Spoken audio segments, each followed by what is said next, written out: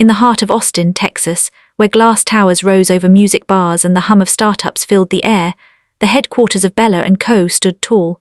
It was one of those sleek, high-rise agencies that promised creativity, but ran on caffeine, competition, and quiet egos. Inside, hundreds of marketers and designers hustled for attention, trying to outdo one another on who could sell an idea the fastest. Among them was Elena Moore, a 30-year-old strategist who believed in work that meant something. She had grown up 2 hours south, in San Marcos, raised by parents who taught her that hard work was the only real degree that mattered. Her diploma from Texas State wasn't flashy, but it represented years of balancing classes, jobs, and night shifts just to stay afloat.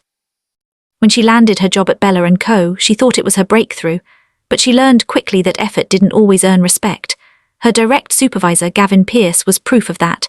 He was the kind of man who had never worked a shift in his life, tall, polished, confident, with a smile that didn't quite reach his eyes.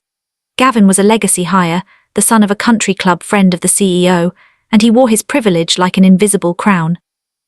At first, Elena kept her head down. She came in early, stayed late, and quietly fixed other people's mistakes. Her decks were clean, her numbers solid, her tone professional. She believed that if she simply worked hard enough, eventually someone would notice. But then came that Tuesday morning, the one she would never forget. The team gathered in a glass-walled conference room overlooking Congress Avenue. Elena presented her latest campaign report, highlighting fresh data about regional trends. Her voice was calm and steady, though she'd rehearsed every word the night before. When she finished, there was a moment of silence. Gavin leaned back, tilted his head, and smiled thinly. "That's adorable," he said. "Very textbook. You can tell she's fresh from Texas State, can't you?" The room erupted with soft laughter, polite, uncomfortable, but enough to sting. Elena's chest tightened. She forced herself to stay composed. Gavin flipped through her printed slides, not even reading them. "Next time," he added, "try something less academic and more instinctive. Clients want magic, not math." The laughter faded, the meeting moved on, but inside something in Elena hardened. That night, while everyone went out for drinks, she stayed behind adjusting her work, perfecting every line, every graph. Every click of her keyboard was a silent vow. "One day you'll regret underestimating me." The weeks that followed were a slow drip of condescension. Gavin's jokes became sharper, his praise shorter. When campaigns succeeded, he claimed credit. When they stumbled, he found ways to mention Elena's learning curve. She started saving everything: drafts, emails, timestamps, quiet insurance. Still, she kept producing brilliant work, because deep down she wasn't just trying to survive, she was setting the stage for something bigger. Her chance came with a new account, Sable Outdoor Gear, a multi-million-dollar brand looking to modernize. The client had high expectations. Bella & Co. put Gavin's team in charge. For weeks, Elena lived and breathed Sable. She analyzed markets, designed a full brand narrative, and crafted a pitch that blended storytelling with analytics. It was the best work of her career. 2 nights before the presentation, Gavin called her into his office. "You've done a solid job," he said casually, "but I'll take the lead at the pitch. These clients expect polish. You'll handle the tech side, slides, setup, that sort of thing." She stared at him. "I wrote the strategy," she said. "And you did a great job," he replied smoothly, "but leadership, about presentation." That night she sat alone in the dark conference room staring at the Austin skyline, lights shimmering across Lady Bird Lake. She whispered to herself, "Keep going, your time will come." Pitch day arrived. The Sable executives, all sharp suits and silent judgment, filled the room. Elena ran the projector while Gavin strutted through her slides, reciting her work like it was his own. Then during Q&A, Sable's marketing director, Denise Klein, asked about the behavioral clusters Elena had built. Gavin froze. He repeated the question, then turned slightly toward Elena. "Elena helped on that part," he said quickly. "She's one of our analysts." Denise looked straight at her. "Elena, could you explain it?" Elena stood, hands steady. Her explanation was concise, brilliant, and deeply human. She spoke about storytelling through data, how emotion drives engagement, and why authenticity beats vanity metrics. The room fell quiet as she spoke. When she finished, Denise smiled. "That's exactly the direction we've been looking for." Gavin gave a weak laugh. "She's sharp," he said, "still learning, of course, but bright." Denise's expression cooled. From where I'm sitting, she doesn't sound like someone who's still learning. Everyone noticed. The moment hung like a crack in glass. Later that week, Bella & Co. landed the account. Richard Bella, the CEO, congratulated Gavin publicly, calling him a visionary strategist. Flashbulbs clicked. Gavin smiled wide, enjoying every second. Elena clapped quietly from the back. When the room cleared, Denise approached her, slipped a card into her hand and said, "Call me sometime. You've got something real." That night, Elena stayed late again, looking out over Austin's glowing skyline. She didn't need an audience to feel victorious. For the first time, she wasn't invisible, not to the client, not to herself. What she didn't know was that the seeds of her revenge had already been planted, and soon, they'd grow right through the glass ceiling she'd been standing under. Weeks passed after the Sable victory, and the mood inside Bella & Co. shifted slightly. For the first time, people began to notice Elena, the quiet strategist who seemed to make projects run smoother. Some of the junior associates started asking her for guidance instead of Gavin. She never advertised her role in the win, but word traveled. Sable's feedback emails mentioned her by name: Elena's insights, Elena's analytics model, Elena's creative cohesion. Gavin noticed the shift, and it irritated him in ways he couldn't hide. In meetings, he began interrupting her more often, redirecting conversations that drifted toward her contributions, but his grip was slipping. Denise, the Sable executive, continued reaching out directly. She looped Elena into project discussions, CCing her on emails that bypassed Gavin entirely. It was subtle at first, then undeniable. One afternoon, Gavin burst into her office unannounced. "Are you corresponding with Sable without my review?" he demanded. She looked up calmly. "They included me directly. I'm just keeping them informed." "You're out of line," he snapped. "Chain of command matters here." She met his glare evenly. "Then maybe they don't think the chain is working." It was the first time she'd ever talked back. He left furious. The tension grew. Gavin started delegating menial tasks, data cleaning, scheduling, formatting, anything to minimize her presence in strategy meetings. But what he didn't realize was that the Sable project had already put Elena on the radar of upper management. One morning she was called into a private meeting with Richard Bella himself. His tone was calm, almost curious. "I've been hearing good things," he said, "especially from Sable's leadership. They say you're a big reason the campaign's performing so well." Elena smiled faintly. "It's a team effort, sir." Richard leaned back. "A modest one too, that's rare around here." He asked her a few questions about digital strategy and brand analytics. When she answered, his expression changed: interest, respect, calculation. He dismissed her kindly but made a note in his folder before she left. By the time the door closed behind her, Richard already suspected that his so-called star manager had been living off someone else's work. A month later, Bella & Co. announced an internal review process. Officially, it was a performance audit, a routine evaluation of project workflows. Unofficially, it was a quiet test of leadership integrity. Gavin didn't see it coming. He was too busy celebrating his supposed success. He'd even started mentoring a few interns, positioning himself as the company's future. Elena stayed silent and kept working. She smiled when necessary, attended meetings, and made sure her documentation was perfect. Every report, timestamp, and dataset she'd saved from the Sable project found its way neatly into the audit's evidence folder, proof of authorship, contribution, and creative direction. When the auditors began asking questions, the truth surfaced fast. The final report wasn't shared publicly, not at first, but whispers spread through the office like wildfire. People learned that nearly every major decision credited to Gavin had originated from Elena's work. Gavin noticed the change almost instantly. The interns who once hovered near him now avoided eye contact. His jokes didn't land. Even his manager friends grew quieter in meetings. One Friday morning, he found himself outside Richard Bella's office waiting for a performance review. He went in confident. He came out pale. Elena never heard the full conversation, but later that afternoon, she saw an email sent to the entire staff. Subject: Leadership Update, Marketing Division, effective immediately. Gavin Pierce will be stepping away from his position as Senior Supervisor to pursue opportunities outside of Bella & Co. There was no goodbye party, no photo in the newsletter. His office was cleared out by Monday. Elena sat at her desk, quietly reading the message again and again. Her phone buzzed, a text from Denise. Heard the news, couldn't have happened to a more deserving person. Congrats, even if it's just the beginning. Elena looked out the window. Austin shimmered in the late afternoon sun, traffic humming on the street below. For the first time she felt a peace that didn't need applause. What she didn't yet know was that Richard wasn't done with her story. Her name had come up again, this time, in a boardroom conversation about leadership succession. The Monday after Gavin's exit, the office felt different. Not quieter, just lighter. It was as if someone had opened a window and let in air that had been stale for years. People walked faster, laughed louder. A few even stopped by Elena's desk to whisper congratulations they couldn't quite say out loud. But Elena didn't celebrate.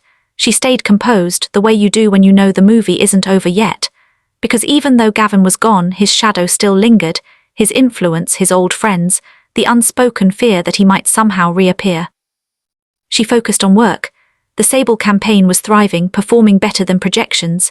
Sales were up, engagement numbers doubling.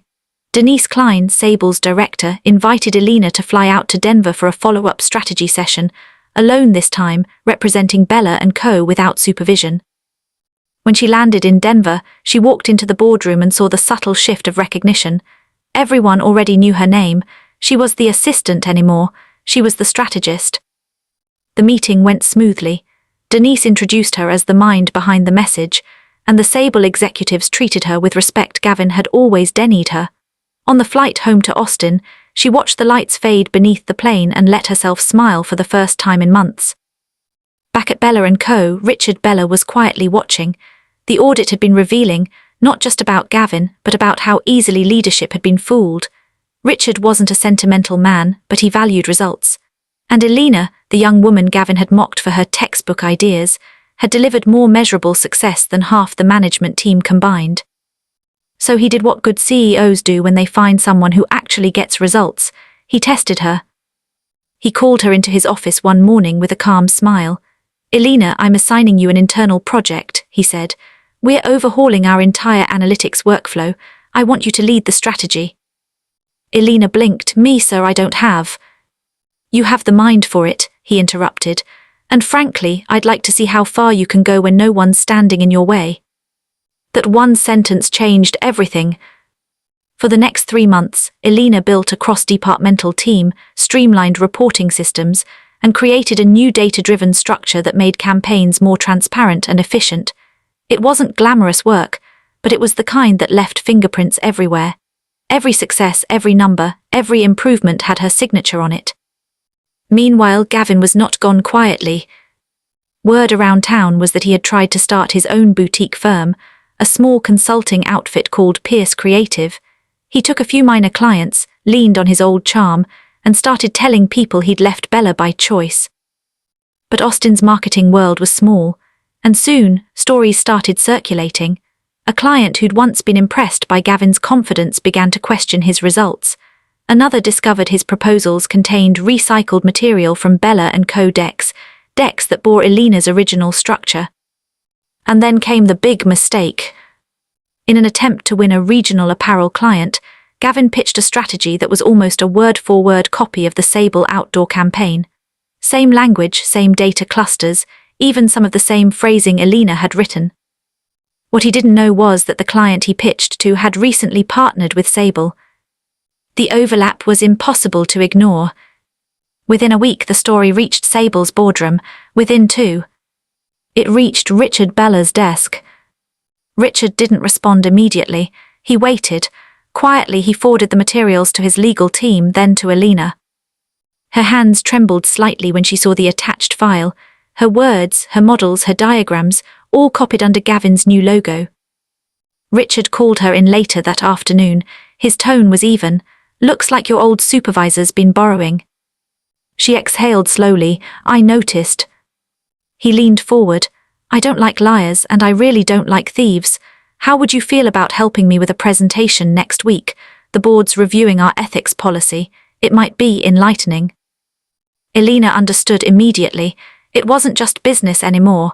This was the moment she'd been working toward, the reckoning. The following week, the boardroom at Bella & Co. was full. Executives, department heads, investors, the kind of crowd where every word mattered. At the front, a large display screen waited. Richard opened the meeting with his usual composure. Today's review will cover data transparency and intellectual property integrity, he said. Ms. Moore has prepared a comparative analysis to illustrate why our internal controls matter. Elena stood, voice calm but clear. Slide after slide appeared behind her. She didn't accuse anyone by name, she didn't have to. The data spoke for itself. 2 campaigns, same structure, same key phrasing, same creative DNA. She pointed out the origin date stamps, the metadata, the revision history. By the time she finished, the room was silent. Then Richard clicked to the final slide. Gavin's logo, Pierce Creative, alongside a timestamp showing its launch date after Bella's campaign release. The reaction was instant. Murmurs rippled through the room. Someone whispered he copied her entire model. Richard closed his laptop. Integrity isn't just a slogan, he said. It's the foundation of what we do, and when someone steals from this company, we respond. He didn't have to explain further. Within 48 hours, legal notices were sent. Gavin's startup collapsed almost overnight, clients withdrew, partnerships dissolved, and his online reputation took a visible hit. A week later, Richard called Elena back into his office. This time he was smiling. You handled that professionally, he said. No anger, no spectacle. She nodded. He did enough of that for both of us. Richard chuckled. You've built quite a reputation here. The board wants you to take over the strategy division permanently. Full title, Director of Brand Strategy, effective immediately. For a moment, Elena couldn't speak. The office that had once been a battlefield now felt like the proof of everything she'd endured. When she finally found her voice, all she said was, "Thank you, I won't waste it." News of her promotion spread fast. The same people who'd once laughed at Gavin's jokes now congratulated her genuinely. There was no irony, no forced politeness, just quiet respect. But what went viral wasn't the internal email. It was the story itself. A small local business blog had caught wind of the audit, the plagiarism, the rise of the underdog who replaced her arrogant boss. The article's headline was simple. From mockery to management, how a marketing analyst outsmarted her own supervisor. By the next morning, it had been shared thousands of times. Elena woke up to messages from strangers, students, even fellow marketers across the country. People thanking her for proving that hard work still mattered, that credentials didn't define capability. She didn't post a statement, she didn't need to, the story spoke for her. A month later she ran into Gavin for the last time. It was at a downtown networking event, Neutral Ground. He looked smaller somehow, the confidence replaced with a forced smile. "Elena," he said, voice thin, "congratulations, seems you've done well for yourself." She met his eyes steadily. "I worked for it." He nodded awkwardly. "Guess I underestimated you." "No," she said softly, "you overestimated yourself." He had no reply. She turned and walked away, the sound of her heels fading into the crowd. Outside, Austin shimmered in the evening light. The same city where she'd once been humiliated now carried her name in boardrooms, news articles, and whispers of inspiration. But for Elena, the true victory wasn't in titles or publicity. It was in knowing that she'd reclaimed her story completely. What had started as quiet humiliation had become an open redemption, and everyone, including Gavin, had seen it unfold in real time. By winter, the air in Austin had cooled, and with it, the chaos surrounding Gavin's downfall had settled into a strange calm. Bella & Co. was thriving. The company had recovered from the internal scandal faster than anyone expected. In fact, the controversy had drawn more attention to their work, ironically turning a moment of betrayal into proof that the firm upheld accountability and transparency. And at the center of it all was Elena Moore. Her new office wasn't large, but it had a view, a skyline of glass towers and sunset hues over the city.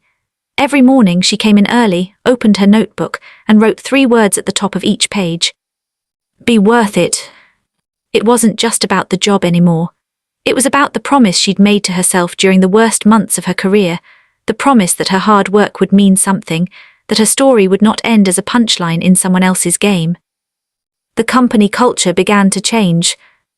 You could feel it in small ways, junior analysts getting a real seat at the table, interns invited to strategy meetings, people encouraged to speak up instead of staying quiet. Elena made sure of it. She didn't just want to replace Gavin, she wanted to reverse what he'd represented, the arrogance, the gatekeeping, the quiet cruelty masked as leadership. So she started mentoring new hires. Once a week she'd gather them in the glass meeting room, no PowerPoint, no buzzwords, just open conversation. Everyone starts somewhere, she'd tell them. Don't let anyone make you feel small for trying, and when someone mocks you for caring too much, that's when you know you're doing something right. Those sessions became legendary inside the company. People began calling them Elena hours. They weren't mandatory, but they were always full. Even Richard Bella, a man known for his detachment, sometimes stopped by quietly and listened from the back. Outside the office, the world kept whispering her name. The article about her story was picked up by larger outlets, LinkedIn features, small business podcasts, even a local TV segment. Reporters described her as the strategist who turned mockery into management. When asked about it, she always said the same thing. It wasn't revenge, it was proof. But deep down she knew the truth. It had been revenge, just not the petty kind. It was the slow, methodical kind, the kind that didn't scream or burn bridges, but built something so solid that no one could ever knock it down again. Then one afternoon, something unexpected happened. Elena received an email from an unfamiliar address. The subject line read simply, "Apology." It was from Gavin. She hesitated before opening it. "Elena," the message began. "You don't owe me a reply, I just wanted to say I'm sorry. I thought I was teaching you how the world works, but really I was afraid of being replaced. And you did replace me, but you earned it. You were better. I wish I'd seen that sooner." Gavin. She read it twice, then a third time. And finally she closed her laptop and exhaled. There was no satisfaction in seeing him defeated anymore. The revenge had already run its course. What remained was something deeper, closure. Weeks passed, the city moved on, and so did she. One Friday evening, after wrapping up a client presentation that went brilliantly, Elena stayed late in the office. Everyone else had gone home. She walked through the quiet halls, past the cubicles where she used to sit, past the glass boardroom where she'd once been humiliated, and stopped in front of the old projector screen, the same one she'd used during the ethics presentation that exposed Gavin. The screen was blank now, just a pale square of light. She smiled faintly. "Full circle," she murmured. Her phone buzzed, a message from Denise Klein of Sable Outdoor. "Congratulations again, Elena. The campaign's hit national numbers, you're making waves." She replied simply, "Thank you, Denise, still feels surreal." Then she turned off the lights, grabbed her coat and stepped outside. Austin was glowing that night. Downtown was alive with the hum of traffic and laughter from nearby restaurants. Elena stood by the street for a moment, watching people hurry by with coffee cups and late-night plans. She thought back to her first day at Bella & Co. Nervous, hopeful, determined. She remembered Gavin's smirk, his dismissive tone, the way he'd said, "You might have a degree, but this isn't school anymore." Now she smiled at the irony. He'd been right about one thing. It wasn't school, it was harder. But she'd learned more in those painful months than any classroom could have taught her. She'd learned patience, resilience, and the kind of quiet strength that doesn't need to shout to be heard. And she'd learned that the sweetest revenge isn't destroying someone, it's outgrowing them so completely that they can't touch you anymore. Months later, Elena received a formal invitation. Bella & Co. was hosting its annual gala, this time with her as the keynote speaker. The theme, integrity and innovation, the new era of leadership. When she took the stage, the room was full of faces she recognized, some who had doubted her, some who had helped her, and some who now looked at her with pure admiration. She took a breath, adjusted the microphone and began. 2 years ago I almost quit. I was told I didn't belong, that my ideas were naive, but I stayed. I stayed because deep down I believed that the work we do, our ideas, our effort, our ethics, matter more than someone else's ego. The room was silent. You could hear the emotion in her voice, but it wasn't bitterness, it was power.